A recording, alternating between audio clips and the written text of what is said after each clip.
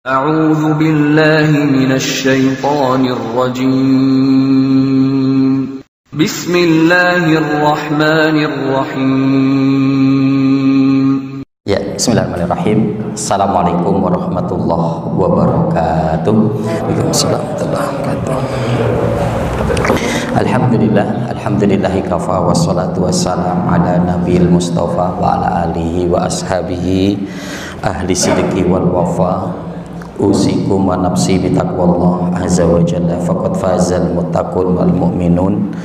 Haitsu yaqulullahu ta'ala ya ayyuhalladzina amanu taqullaha haqqa tuqatih wa la tamutunna illa wa antum muslimun. Faqala Rasul sallallahu alaihi wasallam ittaqillaha haitsu ma kunta wa adbi sayyi'atal hasanata tambuha wa khaliqin nas bi khuluqin hasanin. Faqala talabul ilmi faridatun ala kulli muslimin. Masal muslimin, Bapak Ibu hadirin jamaah majelis ilmu, Majelis Taklim Markas Dakwah rahimakumullah. Alhamdulillah, bersyukur kita kehadirat Allah Subhanahu wa taala. Dialah Allah sebagai Rabb kita yang telah menciptakan kita, memberi nikmat kepada kita. Tidak layak bagi kita kecuali untuk selalu beribadah kepadanya, menggantungkan segala urusan kita kepada Allah Subhanahu wa taala. Karena ketika kita menggantungkan urusan kita kepada Allah, niscaya akan hadirnya ketenangan dan ketentraman di dalam hati kita. Bahkan dalam kondisi yang sangat genting, dalam kondisi yang sangat terpepet, sebagaimana hal ini dilakukan oleh Asyah, istri dari Firaun, yang ketika hendak untuk disakiti, disiksa, yang beliau diabadikan ucapannya oleh Allah dalam Al-Quran, wa ufawwidu amri ilallah, dan aku telah menyerahkan urusanku kepada Allah Subhanahu wa taala. Maka nanti diantaranya penjelasan para ulama, diantaranya karomah, atau keutamaan yang diberikan kepada Asyah itu adalah dimana meskipun kalau kita akan melihat siksaan yang begitu kejam, siksaan yang begitu berat, ada beberapa riwayat yang menyebutkan dilempar batu gitu, ada juga yang mengatakan yaitu disalib begitu, tentunya bahwa itu satu yang tidak gampang, satu yang tidak mudah, bahkan sangat berat dan menyakitkan begitu, tapi hanya saja di mana riwayat menyebutkan bahwa pada waktu mendapatkan siksaan itu Asyah nyawanya sudah diambil oleh Allah, Jadi artinya ketika sudah dalam kondisi tidak bernyawa, sudah dalam kondisi wafat,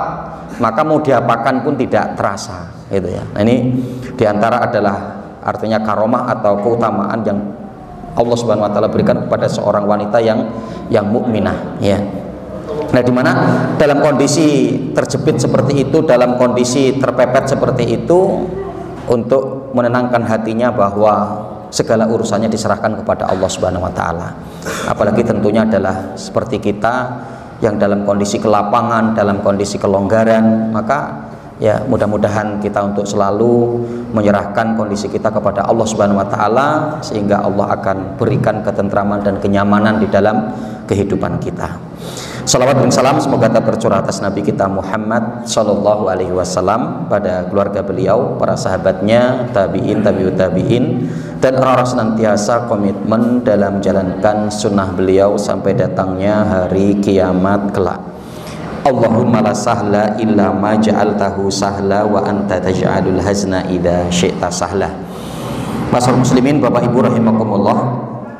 Alhamdulillah, di majelis yang mulia ini kita dapat memulainya kembali sebagaimana tadi disampaikan oleh MC, setelah libur yang cukup panjang kita, kurang lebih 1 bulan, kita menjalankan ibadah puasa, ibadah Ramadan, dan baru kali ini kita dapat memulai kembali, dan alhamdulillah bertepatan juga di awal bulan ya. Jadi insya Allah nanti di bulan ini lengkap dari awal ya sampai di pekan yang terakhir insya Allah.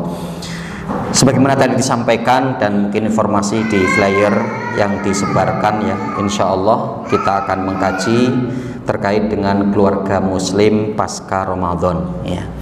Karena kita belum lama meninggalkan Ramadan ya, maka coba kita akan ulas hal-hal yang terkait tentang Ramadan ya, bagaimana seyogianya yang untuk dilakukan oleh keluarga muslim setelah meninggalkan Ramadan ya, setelah berada di luar bulan Ramadan, yaitu di bulan-bulan setelah bulan Ramadan. Masa muslimin Bapak Ibu rahimakumullah, kalau kita akan melihat ya di tujuan saum atau tujuan puasa, tujuan Ramadan nanti memiliki kaitan erat dengan kesuksesan keluarga ya. Kita mendapati, dan ini hal yang sangat masyhur, dan ketika di bulan Ramadan kemarin selalu diulang-ulang ayat Allah dalam surat Al-Baqarah di ayat 183 ya, dimana ketika Allah menyebutkan na'udzubillahi minasyaitonirrajim, ya ayyuhalladzina amanu kutiba alaikumusiyam kama kutiba alal ladzina min qablikum la'allakum tattaqun. Wahai orang-orang beriman, diwajibkan kepada kalian berpuasa sebagaimana hal itu telah diwajibkan kepada orang-orang sebelum kalian. Dengan tujuan apa? La'allakum tattaqun ya. Dengan tujuan besar agar dimana kita menjadi hamba-hamba Allah yang terdidik dan tertarbiyah dengan bulan Ramadan menjadi insan yang bertakwa. La'allakum tattaqun ya.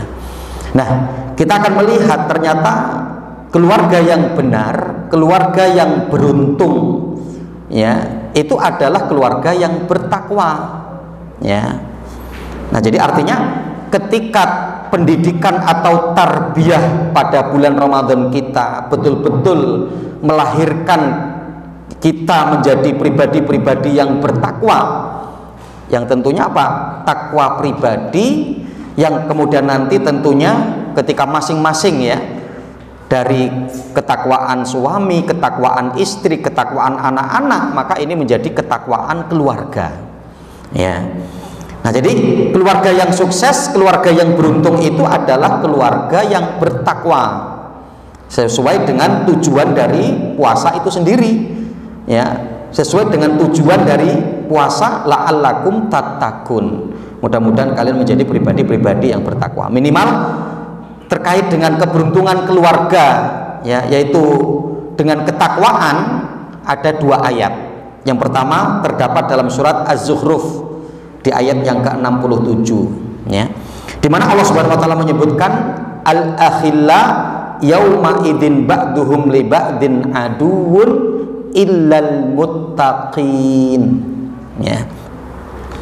Pada ayat ini jelas Allah mengatakan al-akhillah, orang yang bersaudara ya, orang yang bersahabat, orang yang berteman ya. Jadi artinya tentunya bahwa keluarga itu lebih dari hanya sekedar berteman tentunya kan gitu ya. Kita berteman, bersahabat itu sesewaktu ketemu, tapi kalau keluarga itu akan sering ya, kita akan bertemu di dalam keluarga kita. Nah, jadi diantaranya ayat ini berbicara tentang keluarga juga gitu ya, antara suami dan istri, antara ya orang tua dan anak-anak ya, dan saudara-saudaranya yang lain. Al-akhillah yauma idzin ba'dhum li ba'din aduwwun, di mana mereka nanti yang bersahabat, berteman, bersaudara itu dapat menjadi musuh antara satu dengan yang lain, illal muttaqin. Jelas itu ya, kecuali adalah mereka orang-orang yang bertakwa ya. Artinya ketika kita berbicara tentang persahabatan antara satu sahabat dengan sahabat yang lain, itu nanti pada hari kiamat mereka akan bisa dapat menjadi musuh antara satu dengan yang lain, kecuali adalah persahabatan di atas ketakwaan. Maka begitu juga apa? ya, keluarga, antara suami dan istri, antara orang tua dan anak-anak, maka nanti pada hari kiamat mereka akan bisa saling menghujat, mereka bisa saling menuntut antara satu dengan yang lain, akan saling bermusuhan, kecuali keluarga yang dibangun di atas ketakwaan. Ya, artinya berarti apa? Illa di sini adalah satu bentuk istisna, pengecualian. Keluarga yang nanti tidak akan saling bermusuhan, tidak akan saling menuntut, tidak akan saling menghujat antara satu dengan yang lain, itu apa? Keluarga yang membangun di dalam rumah tangganya pada waktu ketika di dunia ketakwaan di dalamnya. Ya, nanti kita mendapati dalam tafsir Imam Ibnu Katsir, Imam Ibnu Katsir menukil ayat yang senada di dalam surat Al-Ankabut di ayat yang ke-25, di mana ketika Allah menyebutkan innamat takhadtum min dunillahi awthana mawaddata bainakum fil hayatid dunya tsumma yaumal qiyamati yakfuru ba'dukum bi ba'din wa yal'anu ba'dukum ba'da wa ma'wakumun nar wa ma lakum min nasirin. Ya. Jadi pada ayat ini Allah mengatakan apa? Innamat takhadtum min dunillah, sesungguhnya kalian mengambil selain Allah. Ya, adanya yang mereka ambil sesembahan-sesembahan ilah selain Allah, authana, ya, berhala-berhala atau yang diagungkan gitu ya. Maka nanti jelas dalam kitab Fathul Majid, ya, Syekh Abdurrahman Al-Utsyaih menjelaskan, ya, akan perbedaan sonam dan, ya, wathnun, ya, atau asnam dan authan, ya. Jadi kalau sonam itu adalah bentuk makhluk, ya, yang dibentuk gitu ya, atau makhluk yang dibentuk, ya. Maka ya terutama adalah seperti manusia atau dewa-dewa atau apa. Nah, itu namanya sonam, berhala, ya. Yang authan atau wathnun itu lebih umum gitu ya, lebih umum, ya. Yang karena apa? Bentuknya juga sebetulnya berhala, seperti contoh makam yang diagungkan, kemudian batu yang dikeramatkan, pohon yang dikeramatkan gitu ya. Tapi kan itu sebetulnya kan bentuknya bukan bentuk makhluk gitu ya, bukan dibentuk, bukan dipahat seperti itu gitu ya. Kalau yang dipahat, yang dibentuk itu adalah sonam, ya, atau asnam gitu ya. Nah, ini authan. Maka Rasul pernah mengatakan apa? Allahumma la taj'al qabri wathnan yu'badu min dunillah. Ya Allah, janganlah engkau jadikan makamku nanti menjadi berhala yang diibadahi selain engkau. Nah, jadi artinya kan makam itu bukan satu yang dibentuk, kan begitu ya. Makanya Rasul mengatakan dengan wathnan. Ya, Allahumma la taj'al qabri wathnan yu'badu min dunillah. Nah, di sini dikatakan seperti itu, authanan. Ya, sungguhnya kalian akan menjadikan sesembahan-sesembahan selain Allah sebagai berhala. Mawaddata bainikum fil hayatid dunya, yang kalian cintai. Gitu ya, yang kalian cintai ketika di kehidupan dunia. Ya, summa yaumal qiyamati yakfuru ba'dukum bi ba'din. Yang kemudian apa? Pada hari kiamat nanti salah seorang di antara kalian itu akan saling mengkufuri. Ya, artinya akan terjadi apa? Saling mengkufuri. Ya. Wayal anu ba'dukum ba'do, dan akan saling melaknat. Masya Allah gitu ya. Akan saling melaknat. Ya. Jadi padahal apa? Kita akan melihatnya. Jadi artinya tidak ada kecintaan seseorang yang lebih besar daripada mencintai ilahnya, kan begitu ya, sesembahannya gitu. Ya, maka permisalan di sini luar biasa. Ya, yang dimisalkan oleh Allah Subhanahu wa taala itu adalah apa yang dilakukan oleh orang-orang musyrik. Yang apa? Kepada sesembahan mereka. Ya, berhala yang mereka miliki, sehingga apa? Pasti mereka sangat mencintai. Tapi apa? Nanti pada hari kiamat itu akan saling melaknat, akan saling mengkufuri, akan saling berlepas diri. Lepas diri. Nanti berhala-berhala itu, loh, salah saya apa? Ya salah kamu sendiri karena menyembah aku. Gitu kan? Ya. Ya akhirnya kemudian apa? Ya bagaimana ketika akhirnya kemudian ya saya dulu meminta kepadamu karena saya yakini kamu bisa memberikan manfaat dan mudarat, gitu kan? Tapi ternyata apa? Semua itu saling mengingkari, saling kemudian untuk melaknat. Ini gara-gara kamu saya tersesat. Ya. Orang-orang musyrik itu nanti akan berkata seperti itu kepada berhala-berhala yang ada, gitu ya. Itu saja nanti apa? Yang begitu kecintaan luar biasa, mereka akan saling mengkufuri, saling mengingkari, saling melaknat. Apalagi yang hanya kita dengan istri kita, perempuan, seorang wanita, seorang istri dengan suaminya, kepada anak dan seterusnya, itu akan lebih. Karena apa? Ketika hidup di dunia ini kan tidak sampai memosisikan sebagai Tuhan, gitu kan, sebagai ilah, begitu ya. Nah ini maka masalah muslim rahmatullah, ya. Nah, ini ayat yang senada dengan firman Allah Subhanahu wa taala tadi di dalam surat Az-Zukhruf ayat yang ke-67, begitu ya. Sangat akan memungkinkan terjadi, ya, suami istri yang nanti kemudian mereka akan saling melaknat, saling kemudian menuntut antara satu dengan yang lain. Begitu juga antara orang tua dan anak-anaknya, illal muttaqin, kecuali keluarga yang dibangun di atas ketakwaan kepada Allah. Ya. Nah, ini ayat yang pertama. Ayat yang kedua, ya, yang menunjukkan bahwa ya sangat kaitannya erat ketakwaan itu dengan keluarga yang beruntung. Ya. Nah, ini yang terdapat di dalam surat At-Tur ayat yang ke-25 sampai ayat yang ke-27. Ya. Wa aqbala ba'duhum ala ba'din yatasaalun qalu inna kunna qablu fi ahlina musfikin famanallahu alaina wa waqana adzabas samum. Ya, wa aqbala ba'duhum ala ba'din yatasaalun, ya, dan mereka nanti di dalam jannah, ya, keluarga yang dimasukkan ke dalam surga itu akan saling berhadap-hadapan, yatasaalun, mereka akan saling bertanya. Mereka akan saling ngobrol, mereka akan saling berbincang. Qalu, ya, mereka kemudian mengatakan inna kunna qablu fi ahlina musyfikin. Ya. Ketika mereka nanti diantara obrolan mereka itu, ya kenapa ya? Apa sebabnya ini kira-kira kok kita bisa masuk ke dalam surga, begitu ya? Masya Allah, bercengkrama keluarga sudah di dalam jannah. Ya. Ini kebahagiaan yang luar biasa, gitu ya. Wong ketika kita bercengkrama di dunia berdua suami istri saja sudah senangnya luar biasa, apalagi ini di jannah, gitu ya. Apalagi di jannah, ya. Tapi ketika nanti memang sama-sama di jannah, gitu ya, takutnya satunya di jannah, satunya dicariin di mana, gitu ya. Ya, ternyata tidak bareng, gitu ya. Nah ini Masya Allah ya, dalam kondisi kebersamaan.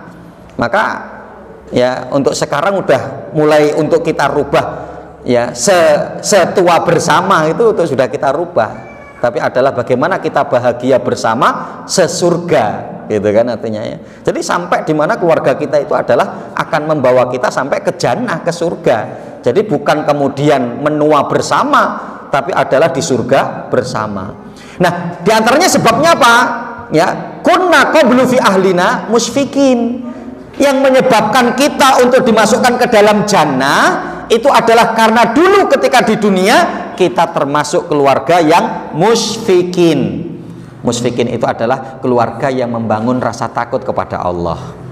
Nah, ketika membangun rasa takut kepada Allah tidak ada lain kecuali itu adalah takwa. Ya, kecuali adalah takwa.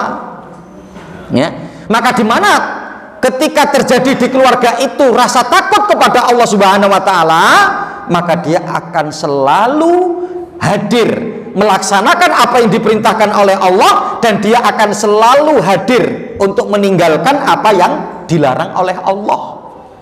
Itulah orang yang ketika takut kepada Allah.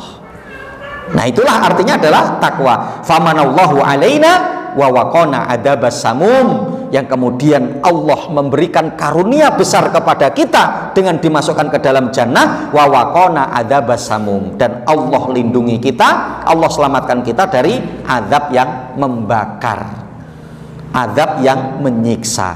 Nah ini, jadi minimal dua ayat ini ya, keluarga yang beruntung, keluarga yang sukses itu adalah keluarga yang terbingkai di dalam ketakwaan kepada Allah. Dan diantara ternyata dari tujuan Ramadan kita, dari tujuan saum kita adalah juga la'allakum tattaqun, ya.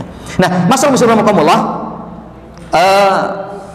nanti ketika kita melihat apa yang ditulis oleh Imam As-Sa'di rahimahullahu ta'ala, ya, ketika beliau menyebutkan bahwa dengan tarbiyah Ramadan akan membawa kepada pribadi-pribadi yang bertakwa kepada Allah. Sebetulnya di situ disebutkan ada 5 hal, tapi ini untuk kajian keluarga kita ini akan coba saya ringkas dengan 3 hal, ya.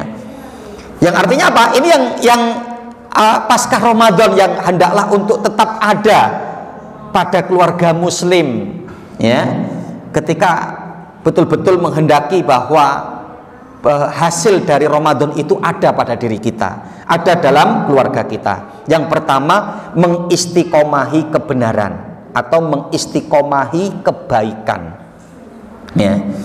Nah, jadi artinya apa? Ya, hal tersebut yang terkait dengan perintah maupun larangan Allah, ya. Apa yang diperintahkan maka untuk terus kita jalankan, ya. Apa yang dilarang oleh Allah maka untuk kita tinggalkan, dan itu terus menerus terjadi dalam keluarga kita untuk meninggalkan perkara itu, ya. Karena nanti definisi istiqomah yang disampaikan oleh Khalifah Umar ibn Khattab, beliau mengatakan apa? Yang dimaksud istiqomah itu adalah antastaqimu alal amri wan nahyi. Jadi istiqomah itu adalah ketika kamu lurus terus menerus di atas perintah dan larangan, ya. Artinya terus menerus di atas perintah itu adalah terus menerus untuk melakukan yang diperintahkan oleh Allah, dan terus menerus untuk meninggalkan yang dilarang oleh Allah, ya. Pelajarannya adalah ada 3 hal, ya, di poin ini. Yang pertama, ingin menyempurnakan puasa dengan berbagai ketaatan yang lain, ya. Jadi ketika kita berpuasa kemarin, kita akan menyempurnakan dengan ibadah-ibadah yang lain, ya, dengan qiraah Quran kita, dengan sedekah kita, ya, dengan sholat tarawih kita, dengan majelis ilmu kita, ya. Nah, maka apa? Bagaimana ketika kita nanti keluar dari Ramadan, kita pun memaksimalkan taat, ya. Bagaimana kita bisa tetap untuk menjaga, memaksimalkan dari ketaatan-ketaatan yang ada, ya. Jadi jangan sampai hilang qiraah kita, jangan sampai hilang sedekah kita, jangan sampai hilang sholat malam kita, ya, dan berbagai amalia, ya. Yang ketika kemarin-kemarin mungkin karena sibuk mudik Ustadz, ya, tidak masalah, apalagi musafir kan begitu kan. Tapi nanti ketika sudah tidak menjadi musafir, ya jangan berlanjut kemudian sholat malamnya nggak sholat, baca Qur'annya juga kemudian sudah ditinggalkan, gitu kan. Nah ini, ya, maka ya pentingnya gitu, ya. Dan masalah muslimin rahimakumullah, Bapak Ibu rahimakumullah, terutama bagi para suami, terpentingnya untuk mengendalikan istri, gitu loh, ya. Jadi saya beberapa malam yang lalu ada kajian gitu, ya. Setelah kajian ada bapak-bapak yang dekati saya begitu kan. Iya Ustadz, apa yang Ustadz sampaikan itu, ya, dan ini sebetulnya masalah juga yang banyak menimpa keluarga saya gitu kan, yang menimpa keluarga saya. Saya tanyakan, lah kenapa Pak? Ya, saya susah untuk ngarahkan istri, saya susah untuk ngandani istri gitu, ya. Dia menyampaikan itu seperti itu. Ya ini aja Ustadz, yang biasanya itu tahun-tahun lalu sudah mengerjakan saum Syawal, ini belum sama sekali, padahal saya sudah hampir selesai. Jadi saya ajak itu berat, kegiatannya ada aja Ustadz, senam lah, senam gitu kan, senam di warga, kemudian rapat ini rapat, waduh Ustadz, gitu kan.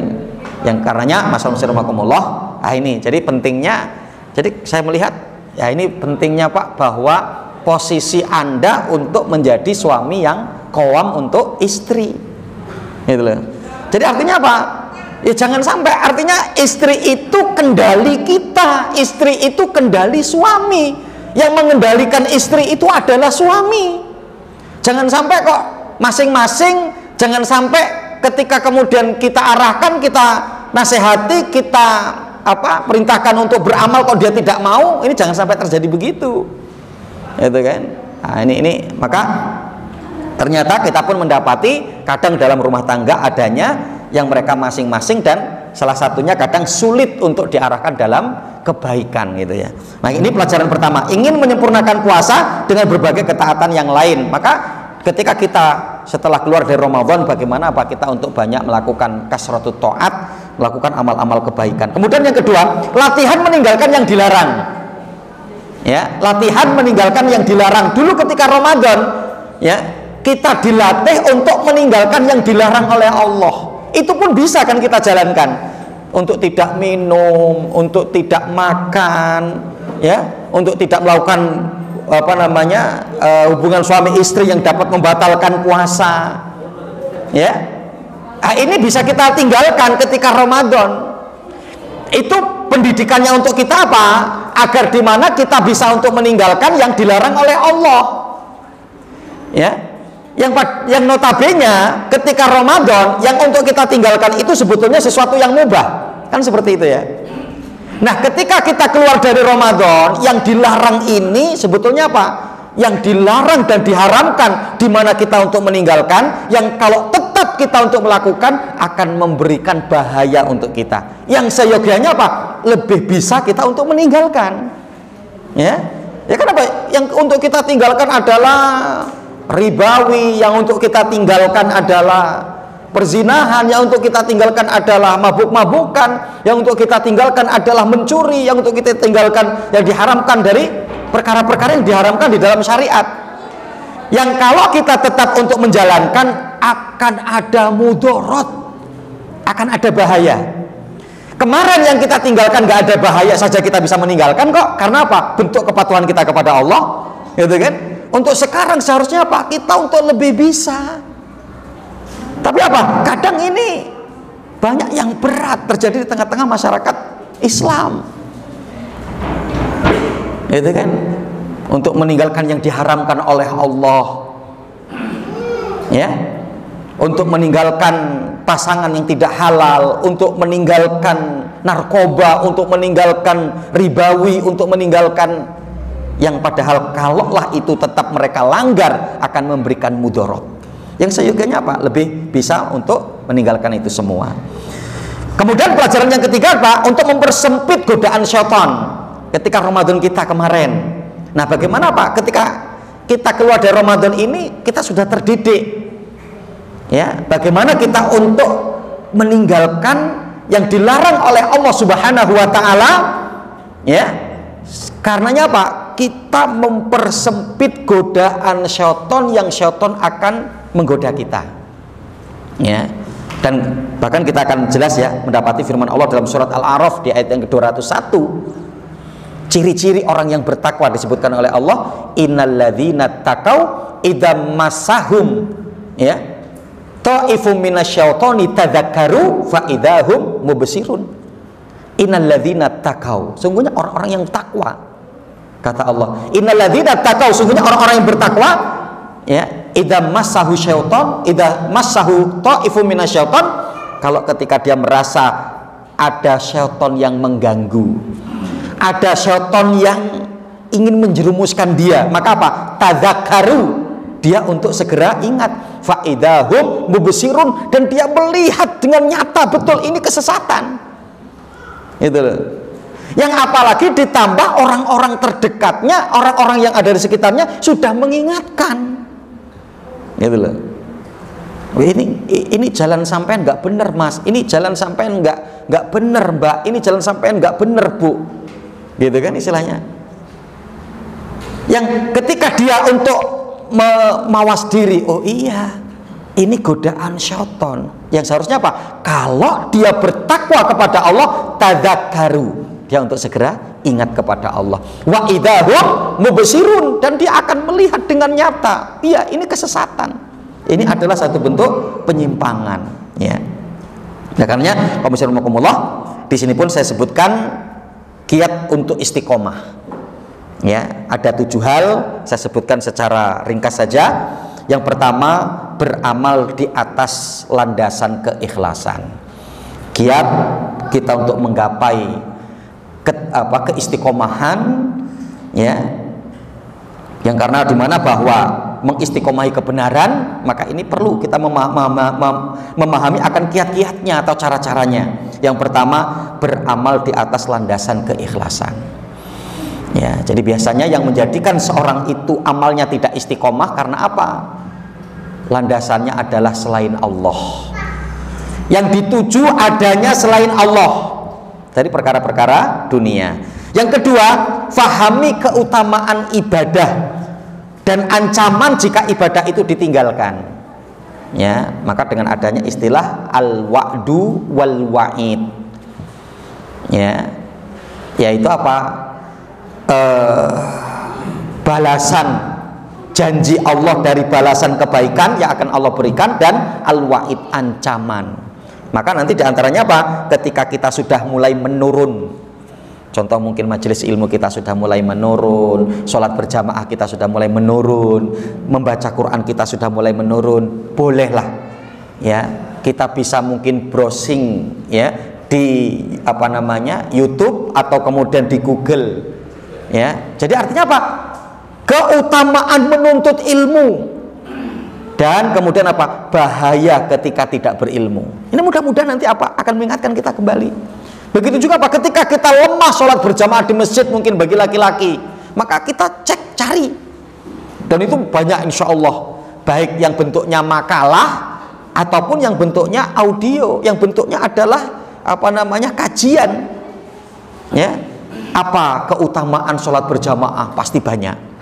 Ya, apa ancaman, apa kemudian efek buruk ketika tidak berjamaah di masjid? Banyak itu pasti. Nah, maka nanti bisa untuk dicari itu ketika turun ya semangat kita, keistiqomahan kita. Maka perlu untuk memahami terkait dengan al-wa'du wal wa'id. Ya, yaitu balasan Allah atau janji Allah dan ancaman Allah. Kemudian yang ketiga, menjauhi maksiat. Ya, karena termasuk sumbangsih besar ya yang menjadikan di mana lemahnya kita dalam ketaatan kepada Allah adanya kemaksiatan. Bahkan para ulama sampai mengatakan apa? Kalaulah Anda melakukan ketaatan dan masih juga menyambi dengan kemaksiatan dan Anda masih bisa melakukan itu, ingat, ada perkara pokok yang kalian tidak perhatikan hilang pada diri Anda, pada diri kalian, yaitu apa? Tidak mendapatkan manisnya ketaatan, tidak mendapatkan kelezatan di dalam ibadah kepada Allah. Padahal diantaranya apa? Itu hal yang sangat penting. Jadi kadang apa? Ya kosong. Kita masih tetap bisa melazimi majelis ilmu, mungkin bisa. Kita masih tetap bisa dengan adanya kemaksiatan yang mungkin kita lakukan. Kita masih bisa baca Quran, mungkin masih bisa. Kita masih bisa untuk berjamaah di masjid, mungkin masih bisa. Tapi apa? Dari ibadah-ibadah yang ada yang dilakukan itu tidak memberi kenikmatan di dalam hati kita. Ya, nah ini yang ketiga. Adapun yang keempat, banyak beristighfar. Ya, kiat untuk agar kita menggapai keistiqomahan, banyak untuk mengucapkan istighfar. Kemudian yang kelima, menyempurnakan amalan wajib dengan amalan sunnah. Karena Allah dalam hadis qudsinya mengatakan kan seperti itu ya, tidaklah ketika ada hambaku yang mendekatkan diri kepadaku dengan amalan sunnah ya, kecuali aku akan mencintainya. Kalau aku sudah mencintainya, maka semua arahan dari anggota badannya itu adalah arahannya Allah. Tidaklah dia melihat kecuali adalah karena arahanku, tidaklah dia kemudian menggerakkan tangannya kecuali arahanku, tidaklah dia melangkahkan kakinya kecuali sesuai dengan arahanku, kata Allah. Nah, jadi akan mengantarkan kepada keistiqomahan. Kemudian yang keenam, bermajelis ilmu. Kiat agar dimana kita bisa istiqomah adalah jangan tinggalkan majelis ilmu. Ayo makmurkan majelis ilmu. Bahkan nanti ada istilah apa? At-tanawub fil ilmi. At-tanawub fil ilmi. At-tanawub itu artinya apa? Bergantian. Dulu dilakukan di kalangan para sahabat Nabi itu begitu. Seperti diantaranya apa? Perjanjian yang pernah dilakukan oleh sahabat Umar dengan Itban bin Malik. Gitu kan, Masya Allah ya. Ya. Jadi Itban bin Malik dan Umar. Ya, wahai Umar, ya kamu sebagai seorang pedagang, ya, maka pergilah kamu untuk berdagang. Ya, maka saya akan bermajlis dengan Rasulullah. Apa yang aku dapatkan dari Rasulullah nanti akan aku sampaikan kepadamu. Ya, besok sebaliknya, ya kamu ikut bermajlis dengan Rasulullah, aku akan bertani. Nanti apa yang kau dapatkan dari Rasul sampaikan kepadaku, dan seterusnya begitu ya. Nah, ini saking mereka tidak ingin tertinggal dari majelis ilmu. Kemudian yang ketujuh, banyak-banyak berdoa ya agar diberikan keistiqomahan oleh Allah Subhanahu wa taala ya. Nah, ini kaum muslimin rahimani wa rahimakumullah ya. Ternyata masih baru di poin pertama ya, keluarga muslim ya pasca Ramadan ya. Yang pertama adalah untuk mengistiqomahi kebenaran, untuk mengistiqomahi kebaikan ya.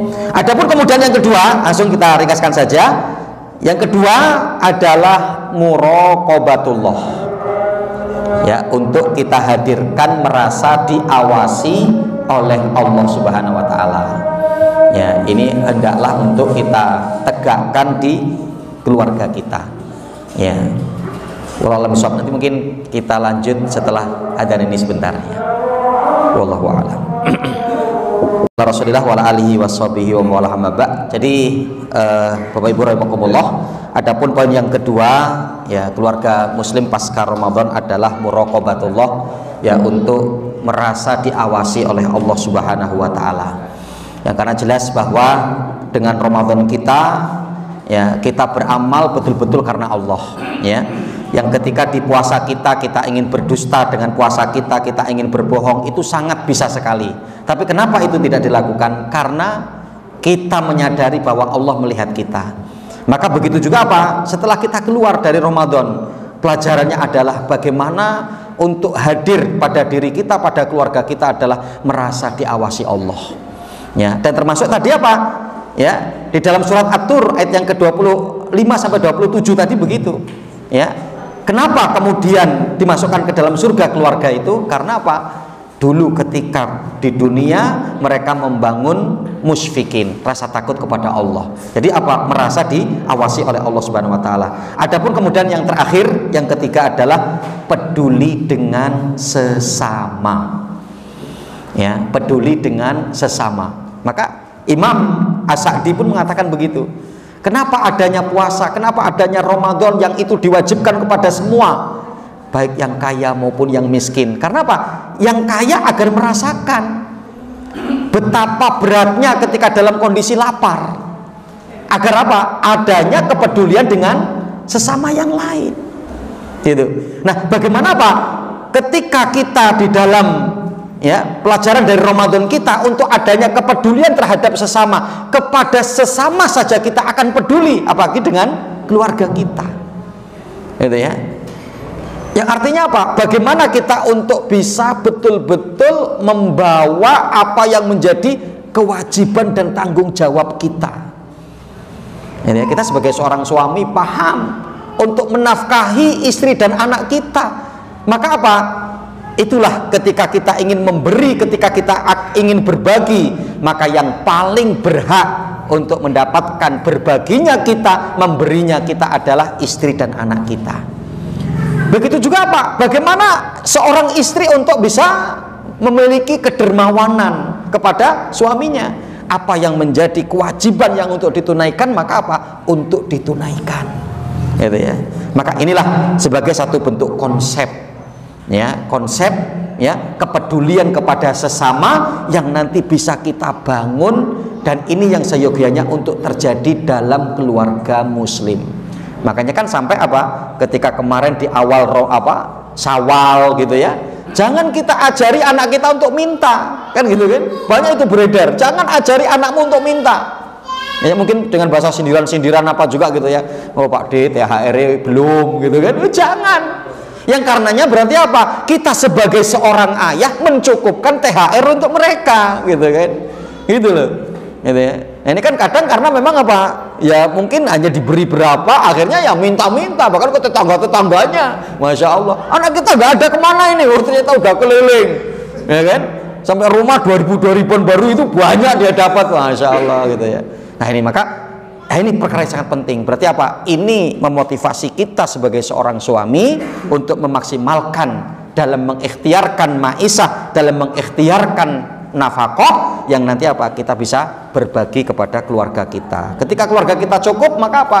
Kita bisa berbagi kepada yang lain. Nah, inilah pelajaran yang sangat penting yang bisa kita ambil ya, sehingga mudah-mudahan dengan tarbiyah Ramadan kita akan menjadikan keluarga kita semakin menjadi keluarga yang berkah.